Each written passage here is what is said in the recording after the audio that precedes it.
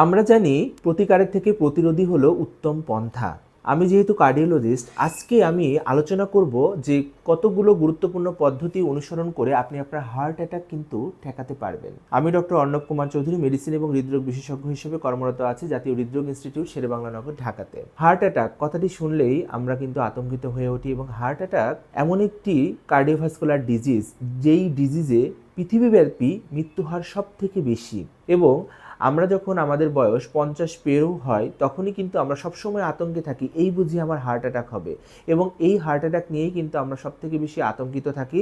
এবং পৃথিবীব্যাপী প্রায় 2 কোটি মানুষ কিন্তু প্রতি বছর কোনো না কোনো হৃদরোগে আক্রান্ত হয়ে মারা যায়। এবং 2030 সালের মধ্যে এই সংখ্যাটি কিন্তু 2.5 কোটিতে গিয়ে ঠেকবে। এই বিশাল পরিসংখ্যানের মৃত্যুর হাত থেকে আমাদের বাঁচতে হলে অবশ্যই জানতে হবে, এবং অবশ্যই আমাদের প্রতিকারের থেকে প্রতিরোধটি বেশি গড়ে তুলতে হবে যে কি পদ্ধতি অনুসরণ করে আমরা আমাদের হার্ট অ্যাটাকটিকে ঠেকাতে পারবো। চলুন সেই বিষয়ে আলোচনায় যাই। প্রথমটি হলো আপনার ওজন। আমাদের প্রত্যেকেরই হাইট অনুযায়ী কিন্তু একটা নির্দিষ্ট ওজন আছে, যেটাকে আমরা বিএমআই দিয়ে ক্যালকুলেট করতে পারি। আমরা আমাদের ওজনের কেজিকে যদি আমাদের হাইটের মিটার স্কোয়ার দিয়ে যদি ভাগ করি, তাহলে আমরা আমাদের বিএমআই পাবো, বডি মাস ইন্ডেক্স। প্রত্যেকটা মানুষের কিন্তু তার হাইট অনুযায়ী একটা নির্দিষ্ট ওজন রয়েছে। আমাদের ওজনকে সেই স্বাভাবিক মাত্রার মধ্যে রাখতে হবে, এবং এই স্বাভাবিক মাত্রাটি হলো 19.9 থেকে 24.9। এই মাত্রার মধ্যে আপনার বিএমআই যদি হাইট অনুযায়ী থাকে তাহলে আপনার ওজনটি হলো স্বাভাবিক।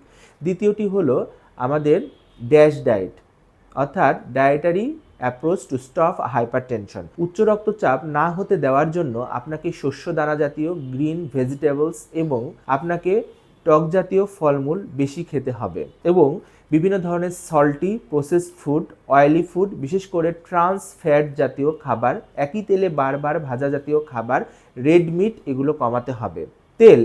তেল কি আমাদের শরীরের জন্য উপকারী না? অবশ্যই উপকারী, কিন্তু সেটি একটি স্বাভাবিক মাত্রার মধ্যে খেতে হবে।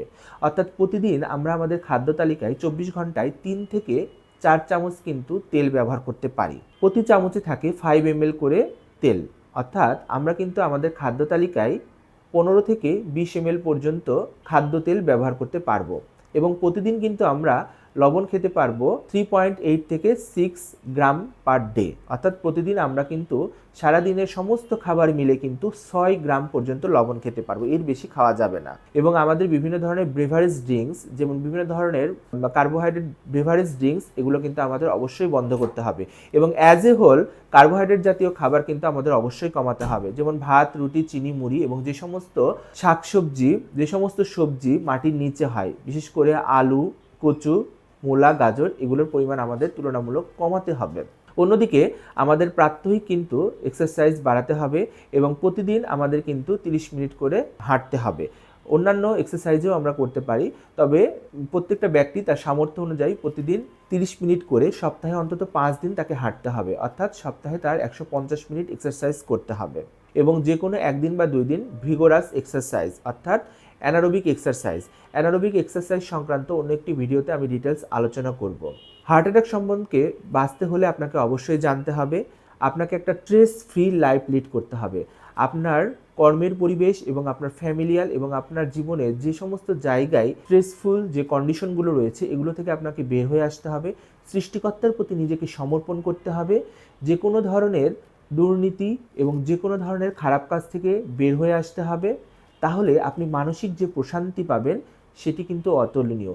এই মানসিক প্রশান্তি লাভের মধ্য দিয়ে আপনার শরীর থেকে বিভিন্ন ধরনের স্ট্রেস হরমোনের পরিমাণ কমে যাবে, এবং এই স্ট্রেস হরমোনের পরিমাণ যদি কমে যায় তাহলে আপনার হার্টে ব্লকেজ তৈরির সম্ভাবনাটাও কিন্তু কমে যাবে, এবং হার্ট অ্যাটাকের সম্ভাবনাও কিন্তু কমে যাবে। এবং সর্বোপরি আপনাকে কিন্তু দিনের মধ্যে 7 থেকে 9 ঘন্টা একটা সাউন্ড স্লিপ বা পর্যাপ্ত ঘুম পাড়তে হবে। এবং এর জন্য যা যা করার দরকার আমি আমার একটি অন্য ভিডিওতে বলেছি। তো এই সমস্ত পদ্ধতি অনুসরণ করে আপনি আপনার যদি লাইফটাকে একটা হেলদি এনভায়রনমেন্টের মধ্যে নিয়ে আসেন, তাহলে কিন্তু আপনি আপনার হার্ট অ্যাটাক অবশ্যই কমাতে পারবেন। আরেকটি গুরুত্বপূর্ণ কথা, সেটি হলো আপনি যদি ধূমপায়ী হয়ে থাকেন, ধূমপান পুরোপুরি বন্ধ করতে হবে, এবং ধূমপায়ী ব্যক্তিদের আশেপাশে যাওয়া যাবে না। ধূমপায়ী ব্যক্তিদের আশেপাশে থাকলেও কিন্তু সেখান থেকে ধূমপানের যে ক্ষতিকর প্রভাব সেটা কিন্তু আপনার শরীরে বিস্তার লাভ করবে। সুতরাং আমি যে পদ্ধতিগুলো বললাম এই পদ্ধতিগুলো অনুসরণ করে আপনি সহজেই কিন্তু হার্ট অ্যাটাক থেকে নিজেকে নিয়ন্ত্রণে রাখতে পারবেন। এবং আপনার যদি কোনো রিস্ক ফ্যাক্টর থেকে থাকে, যেমন ডায়াবেটিস, উচ্চ রক্তচাপ, রক্তে কোলেস্টেরলের পরিমাণ বেশি, কিডনির সমস্যা, থাইরয়েডের সমস্যা, অতিরিক্ত ওজন, এগুলো নিয়ন্ত্রণের মাধ্যমে এই রিস্ক ফ্যাক্টরগুলো যদি আপনি কন্ট্রোল করতে পারেন তাহলে কিন্তু সর্বোপরি আপনি আপনার হার্ট অ্যাটাক প্রতিরোধ করতে পারবেন। আমার এই ভিডিওটি অত্যন্ত গুরুত্বপূর্ণ। ভালো লাগলে লাইক, কমেন্ট এবং শেয়ার করে পাশে থাকবেন। সকলকে ধন্যবাদ।